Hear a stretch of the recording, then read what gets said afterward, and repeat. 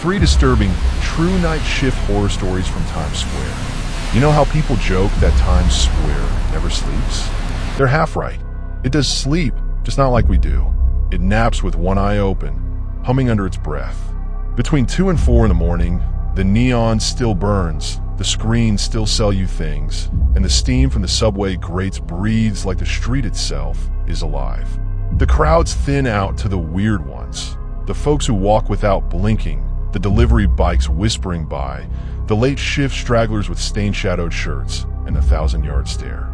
That's the window when the city shows you what it looks like without makeup. That's the window I worked.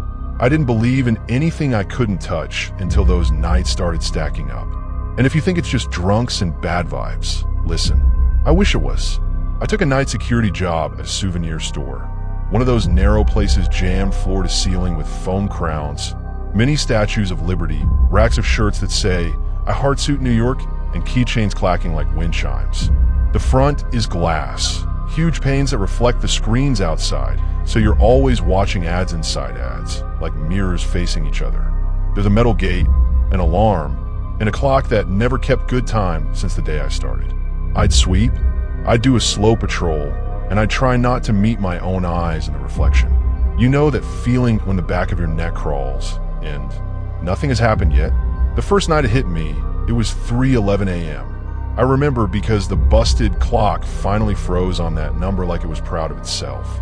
The AC kicked a cold draft that smelled faintly of wet pennies. And somewhere in the racks, something jingled like a keychain on a wrist. I told myself it was the building settling or a mouse. The motion camera above the register clicked as it switched to night mode.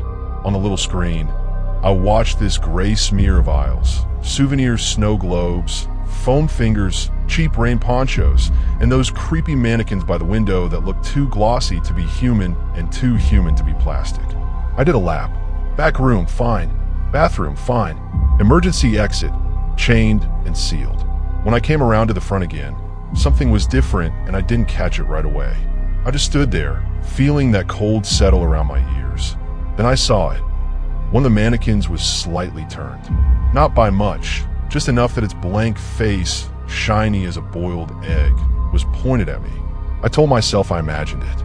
I put a hand on it to prove that it wouldn't move, and the plastic under my palm was colder than the AC could make it. I backed off. The street outside flashed red, blue as a patrol car rolled past. In the reflection, the mannequin's face flickered like it had pupils for a second. I blinked, looked raw, and it was back to smooth. That's when the phone buzzed. The store's landline never rings at night. It's a joke among the day staff. If someone calls after midnight, don't answer unless it's the lotto. It buzzed like an insect. I let it ring once, twice, 3 times, and then I picked up just to make it stop. Hello. Nothing.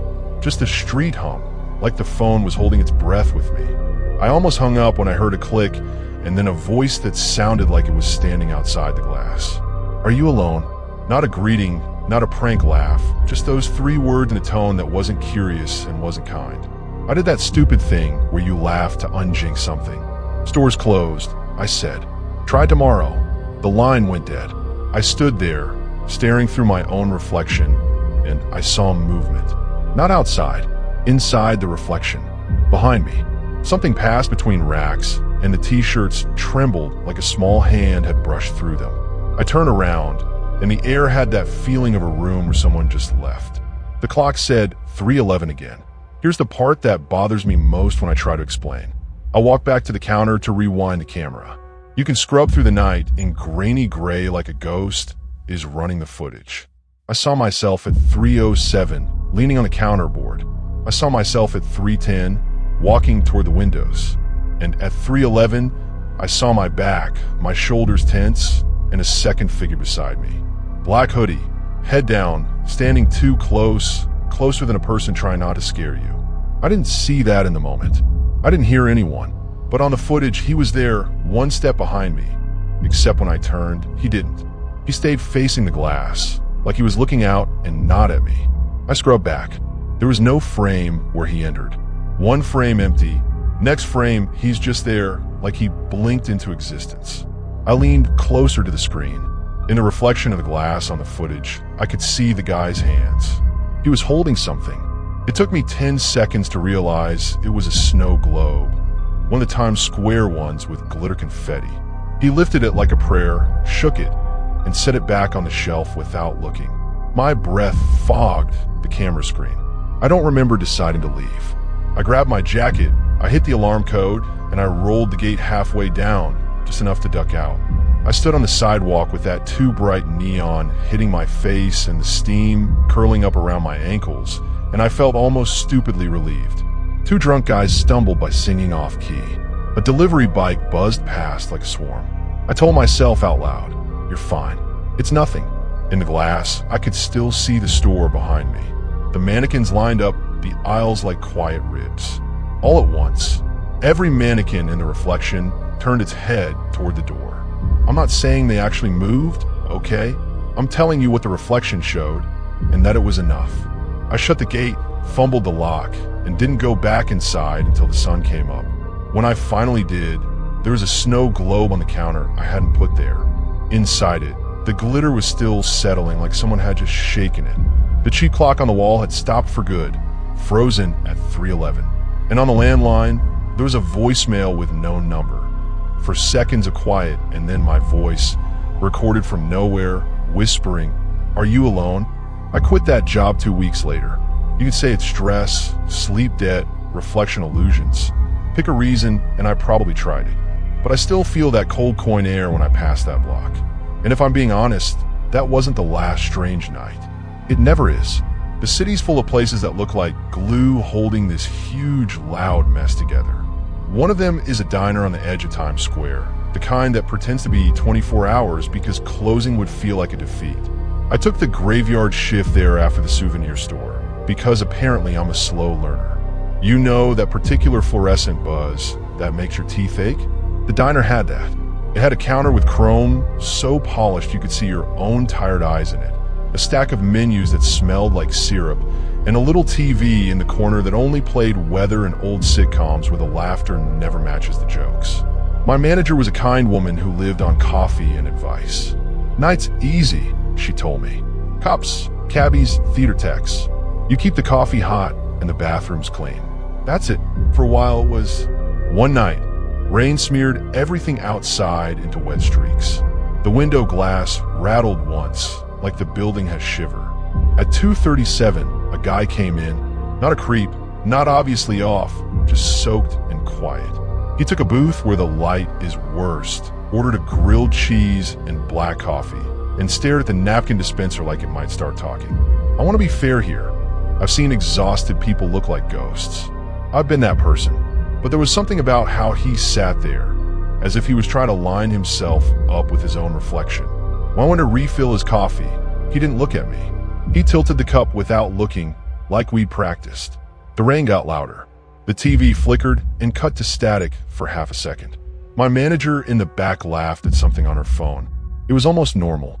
When I took the grilled cheese out to him, the booth was empty. No squeak of shoes. No jingle of the bell on the door. The coffee was still steaming, so hot it fogged the window. I checked the bathrooms. Empty. I peeked in the back hall by the freezer. The smell back there is bleach and pancakes and something damp that never dries. I told myself I must have missed him leaving. The bell must have stuck. I cleared the plate and brought it back to the kitchen window. "He stiffed you?" my manager asked. I didn't even see him go. She shrugged like it happens. And then the bell rang. The door didn't move. Just the bell, jingling slow, like someone brushed it with a finger. Every hair on my arm rose. I glanced at the window glass where the rain made everything look like it was underwater, and there was a print on the inside. Not a handprint, a full palm and 4 fingers pressed right there at eye level. Too high for a kid, too clean to have come from the rain. I wiped it off with a towel. When I stepped back, the same print bloomed up again from the other side of the glass, like it was being pushed through from outside. Except there was nobody there. I went to the little CCTV screen we kept above the register. We had 4 cameras. One on the door, one on the counter, one on the booths, one in the back hall. I rewound 2 minutes. The door camera showed rain and reflections. The booth camera showed the grilled cheese cooling and my dumb face looking for a ghost. Then I checked the back hall.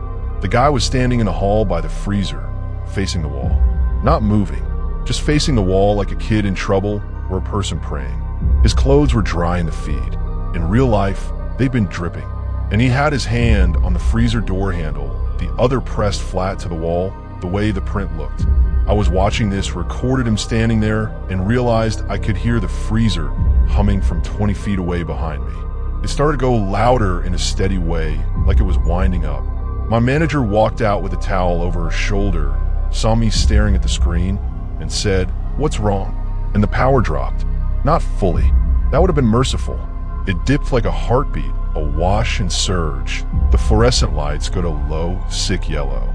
The freezer hum rose into something I can only describe as a whine, like air being pulled through a narrow throat.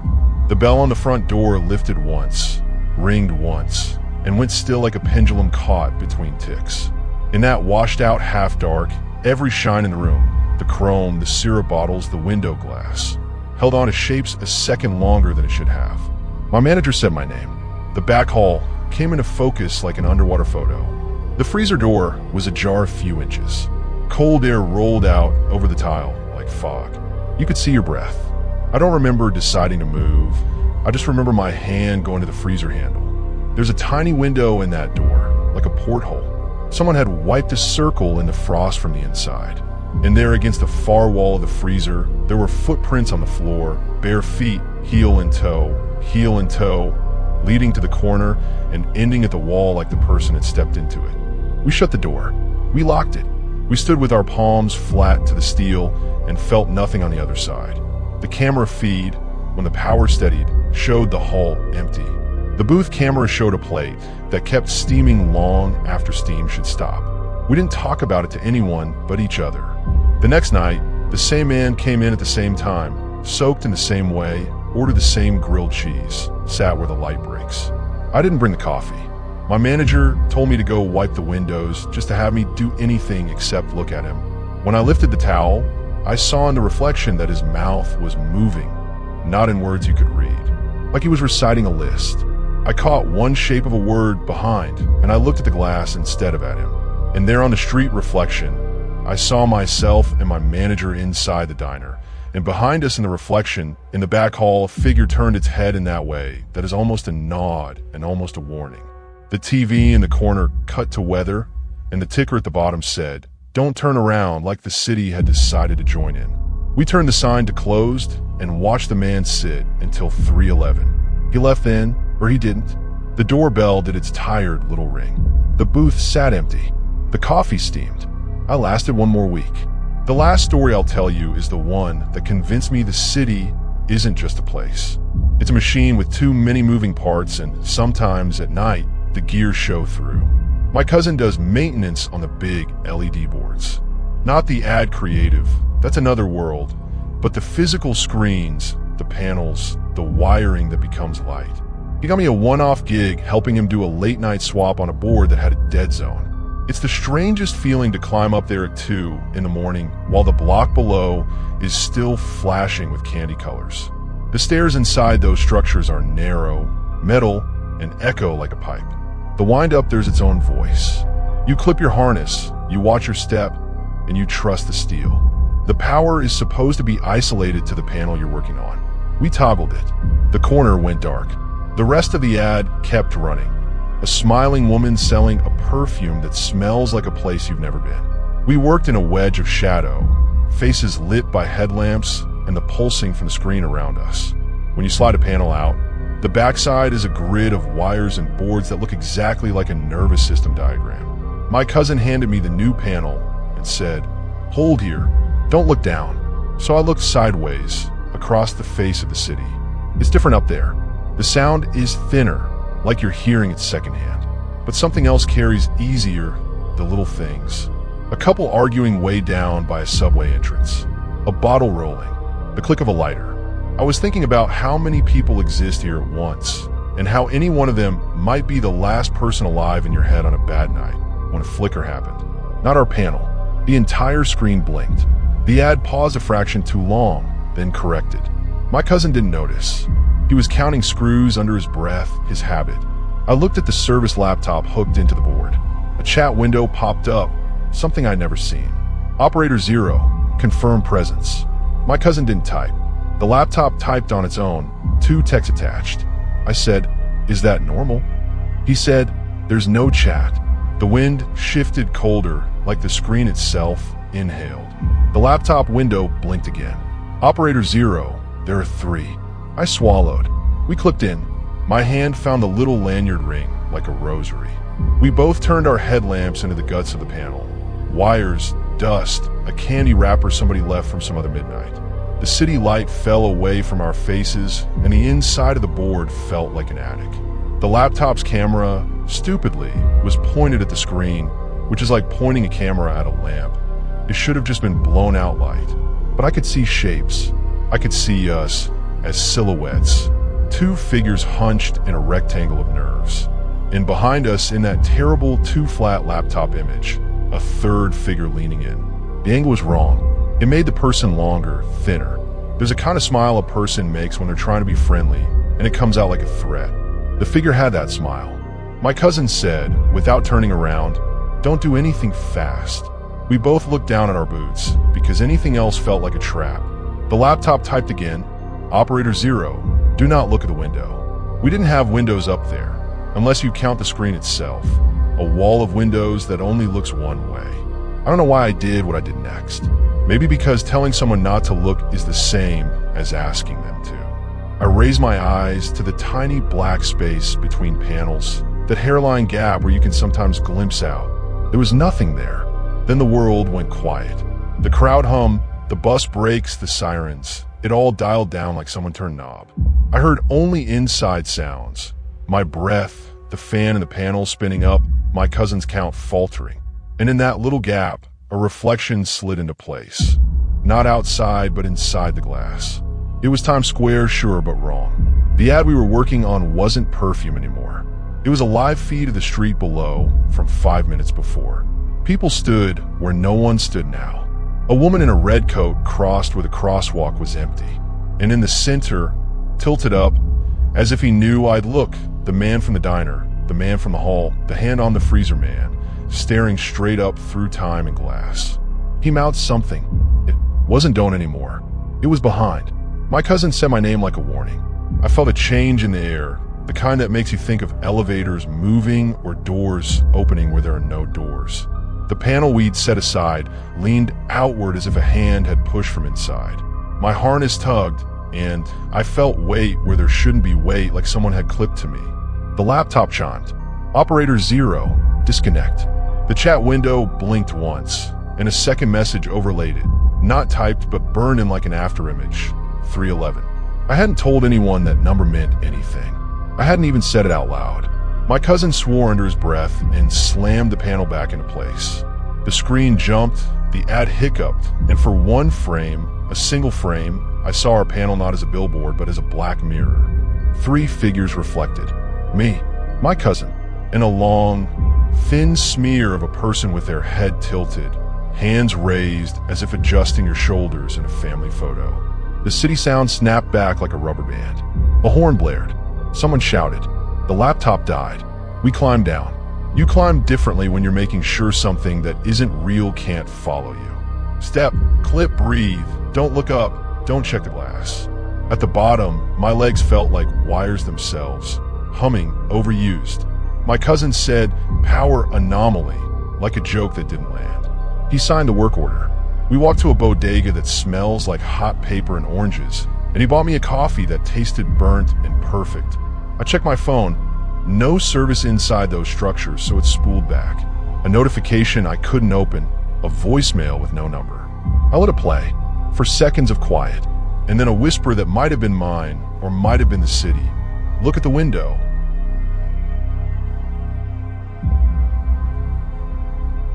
That was months ago. I stopped taking night jobs. I tell myself there's nothing to it beyond exhaustion and suggestion. You can make yourself see almost anything if you stand in neon too long. But then I catch the scent, the wet penny smell from that first night, in places it shouldn't be. I'll be walking past a tourist store and see a snow globe on a shelf wobble when nobody's near. I'll glance through a diner window, and the booze will look occupied in the reflection even though the room is empty. I'll pass by a screen and feel a tug at the back of my jacket, like someone who loves me and doesn't love me at all wants me to stand a little to the left. There's a pattern I didn't notice at first, stupid in how simple it is. A time, a question, a direction. 3:11. Are you alone? Behind. It's like a story the city tells to itself about whoever's awake at that hour. Maybe it picks 3 people each night to braid together for a while. Maybe we do it to ourselves because the human brain hates the blank. I don't have an answer for you. I have a gut-level rule I follow now. When the clock hits that hour, I don't check reflective surfaces. I don't answer calls without numbers. I don't open doors that blew shut on their own. And when a screen says don't turn around, I practice being the kind of person who listens. You can take this as entertainment if you want. Turn the volume down. Read the comments where people argue about sleep paralysis and angles of glass. Or you can hear the way I mean it, as 3 true things that happened to me or around me in one of the brightest places on earth during the darkest slice of the night. If you've worked that shift, you know the air. It carries more than it should. It says more than it needs. And it keeps things, I swear it does. Maybe that's why Times Square never sleeps. Maybe it dreams, and when it dreams of you, you dream back. So if you ever find yourself there after midnight, with your shoes squeaking on wet tile and the taste of old coffee in your mouth, do me a favor. Keep an eye on the clock. If you hear the bell ring without the door moving, don't go to the hall. If the mannequin in the window looks a hair more interested than it did a second ago, don't test it. If the freezer hum builds into a note that feels like pressure in your teeth, step away. And if you're high up working behind those screens and a chat window you've never seen tells you there are 3 of you, trust it. Clip in, look down, wait out. Because the thing about stories like these, the thing that makes people roll their eyes until they don't, is that they never give you a proper ending. They loop. You move apartments. You change jobs. You walk a different block home. You toss the snow globe and it shows up again on your shelf. That's how this city keeps you. It lets you think you left it in the past. Then, on some ordinary afternoon, you'll pass a storefront and catch your own face in the glass.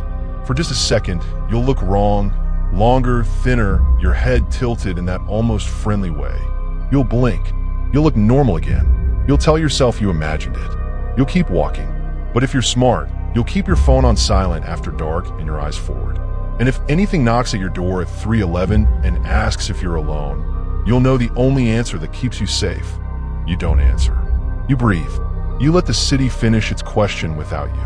Then you wait for morning when the screens all reset and the mannequins forgive whatever they were about to do, and the diner coffee tastes like coffee again, and every clock lies to you a little less. And if you want to tell me I made all this up, that I'm just another voice in a long feed of strange stories, be my guest. But if you've got one of your own from Times Square or any other place that pretends not to sleep, I'd like to hear it. Because in the end, that's how you keep the night from talking in only one direction. You talk back. You let the rest of us know if the glass did anything besides show your face. You tell us if you turned around, and you let us know what you saw.